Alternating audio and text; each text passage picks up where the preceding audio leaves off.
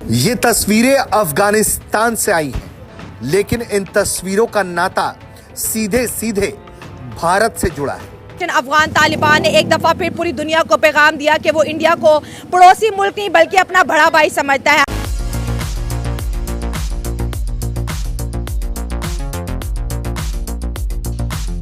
अफगान तालिबान ने military parade जो कि 15 अगस्त को उन्होंने की, अमरीकी हथियारों के साथ साथ उन्होंने भारत का MI-24 अटैक हेलीकॉप्टर को भी फिजा में उड़ाया।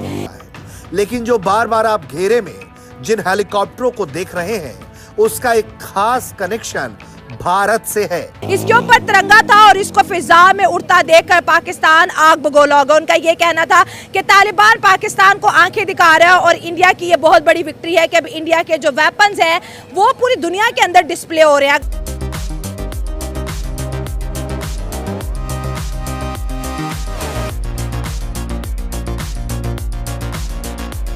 भारत तो उसमें भी उसको बहुत सी कामयाबियां मिली हुई हैं। वो क्यों चाहेगा कि अपनी जो इकोनॉमिक डेवलपमेंट है उसको ख़तरे में डाले, पाकिस्तान के साथ एक और ऐसी वॉर शुरू हो जाए। अगर इस हेलीकॉप्टर की बात करें तो इंडिया ने ये अफगानिस्तान को ये हेलीकॉप्टर गिफ्ट किए थे, जिसको तालिबान ने अपनी मिलिट्री परेड के दौरान पूरी दुनिया को दिखाया। साथ साथ अफगान तालिबान ने ये भी मैसेज दिया कि इकोनॉमिकली भी स्ट्रॉन्ग है, इसके साथ साथ उनकी मिलिट्री पावर भी अच्छी है और उन्होंने ये भी दुनिया को बताया कि हमें हल्के में नहीं लेना चाहिए।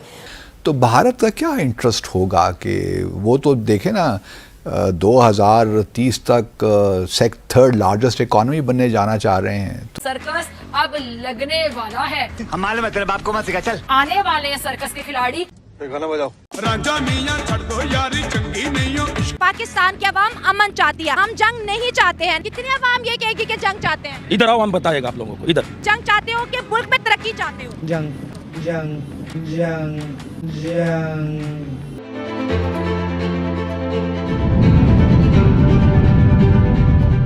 2024 में अफगान, पाकिस्तान और इसके साथ साथ इंडिया के रिलेशनशिप कैसे रहने वाले हैं, सो आवाम की तरफ बढ़ते हैं और जानते हैं उनकी राय।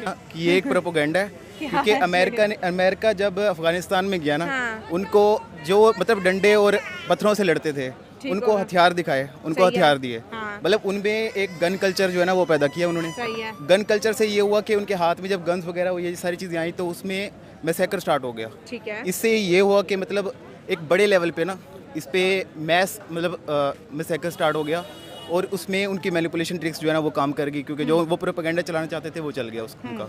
तो आप कह रहे हैं कि जो अमेरिका हथियार छोड़ के गया था वो एक सोची समझी साजिश के तहत जो है अफगानिस्तान के अंदर हथियार छोड़ के गया। ये सोची समझी साजिश ही है, क्योंकि अमेरिका हमेशा ऐसे करता है। वो मैसेज को कंट्रोल करने के लिए छोटी छोटी चीज़ें ऐसी करता है साइकोलॉजिकल, जिनका शॉर्ट टर्म में बहुत ही कम इम्पैक्ट होता है लेकिन लॉन्ग टर्म में इम्पैक्ट दिखता है। अभी आप 10 या 20 साल के बाद इसको देखेंगे ना दोबारा तो आप देखेंगे कि उनमें गन कल्चर आ जाएगा। अभी आप अमेरिका में भी देखो तो उनका अफगानिस्तान ने तो दुनिया को ये पैगाम दिया है कि हम एक स्टेबल हैं, एक मुस्तहकम अफगानिस्तान है, हमारी इकोनॉमी बेहतर है और सियासी तौर पे तालिबान को सब इग्नोर कर रहे थे। कहीं ना कहीं पे तालिबान, जैसे हम विमेन राइट की बात कर लें, उनके एजुकेशन की बात कर लें, वो तो अभी तक जैसे बोलते हैं ना कि वहाँ पर पिन ड्रॉप साइलेंस है, वहाँ पर ख़वातीन को आज़ादी नहीं है। लेकिन जो सियासी तौर पे अफ़गानिस्तान या उनकी इकोनॉमी कितनी स्टेबल है, अगर पाकिस्तान और अफ़गानिस्तान को कंपेयर करते हैं, उनकी गवर्नमेंट को 3 साल हो गए, हमें माशाल्लाह 78वां साल शुरू हो गया। हमें 78 साल हो गए, लेकिन हमारी इम्पोर्ट और एक्सपोर्ट भी तो चेक कर लेना। हाँ ठीक है, इम्पोर्ट एक्सपोर्ट में तो उनकी जब इम्पोर्ट ही नहीं है तो उनकी जो करेंसी है इसलिए वो स्टेबल है। वरना मतलब उनकी अगर इम्पोर्ट में क्या आता है ये सारा, मतलब अगर हम देख लें जो पाकिस्तान में इंपोर्ट हो रहा है, मतलब गाड़ियाँ हो रही हैं या फिर लग्जरियस प्रोडक्ट हो रही हैं, सारा कुछ हो रहा है। अगर वो जो इंपोर्ट ही नहीं करे, उनका वो कल्चर ही नहीं है। अच्छा। अगर उनका कल्चर बदल दिया जाए तो वो भी वो चीज़ें इंपोर्ट करेंगे और उनका कल्चर बदलने के लिए ही अमेरिका ने प्रोपेगेंडा चला के उनके पास मतलब उनका अपना जो कल्चर है ना उसमें डाला, ताकि मतलब उनका ये कल्चर आए कि वो लिबरलिज्म की तरफ जाएँ। वो बिल्कुल ही लिबरल नहीं थे। जब एक बार वो लिबरल हो जाएंगे तो वो इंपोर्ट करेंगे और इसका सबसे ज़्यादा फ़ायदा किसको होगा? अमेरिका को, क्योंकि वो जो इंपोर्ट एंड एक्सपोर्ट होगा सारा अमेरिकन डॉलर में होगा। क्या समझते हैं अफगानिस्तान ने जो जहाज़ उड़ाए इंडिया के और अपना डिफेंस, एयर डिफेंस दुनिया को दिखाया, उसके ऊपर इंडिया का बाकायदा झंडे लगे हुए थे, वो भी फ़िज़ा में उड़े थे, वो हेलीकॉप्टर इंडिया ने उन्हें गिफ्ट किए थे। क्या समझते हैं, क्या थिंकिंग होगी कि क्या ये अफ़गानिस्तान पाकिस्तान को दिखाने के लिए कर रहा है कि मेरे ताल्लुकात इंडिया से अच्छे हैं, लेकिन आपसे अच्छे नहीं है, या फिर हम पे प्रेशर डालने की कोशिश की जा रही है, क्या समझते हैं? क्योंकि इंडिया भी एक स्टेबल कंट्री है, दुनिया की 5th लार्जेस्ट इकोनॉमी है। अफगान तालिबान को भी आए हुए सिर्फ 3 साल हुए हैं।